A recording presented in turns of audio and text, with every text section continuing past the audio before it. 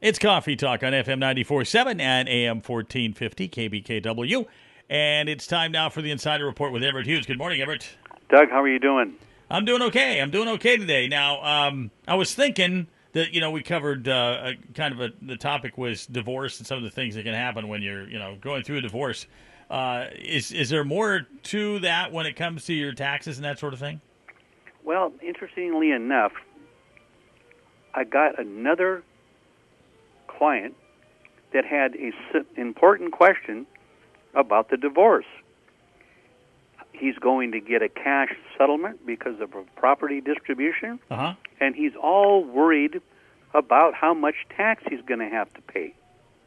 Is that a reason to worry? I mean, is there going to be a lot of taxes involved? Well, it's something people getting a divorce are worried about. Yeah. The answer is no. Really? Now, we're talking about property settlements. Now, you start naming some of these rich people out in economic cyberspace that none of us are anywhere near. Like the Cruises. Oh, that's a good example. Yeah. I mean, what they're dividing up, there's probably so much investment interest in stocks, stockholders, and who knows what their position is. Now, some of that might be subject to tax, but on the distribution of assets, the event itself is not a taxable event. Let me get you to it. Well, see, the key phrase.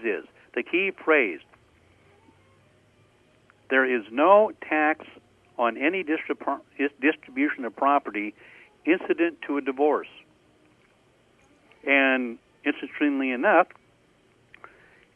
property transfer is incident to your divorce if the transfer occurs within 1 year after the date your marriage ends or is related to the ending of your marriage.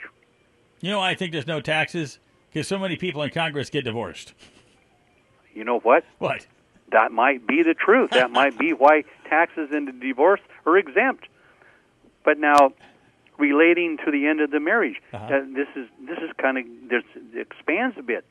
The transfer is made under your original or modified divorce or separation instrument. The transfer occurs within 6 years after the date your marriage ends. So you see these kinds of timeline parameters gives people actually the opportunity to plan. That means if they're in the divorce, if there can't resolve things, and so now we have to order property to be sold, especially in this economy, it might take 5 years to sell the property. But now it will be a taxable transaction, but if you get the portion of your property, it is because of the divorce, that transaction, that part of the capital gain is not taxable because it's incident to a divorce. Now, that's pretty interesting. Yeah, it is. I'm thinking, like when they were drawing up these laws, the people that get divorced all the time are going, wait a minute. We got the power to change this, Let's give ourselves an exemption. Well, could be, but on the other hand, maybe some well-meaning legislators and Congress people just simply thought, why should we increase the burden and the tragedy of a divorce by adding taxes to it? Now, don't misunderstand me. There's going to be an adjustment to your basis in the property, and if there's any tax consequences, it will occur when whoever receives what makes their sale.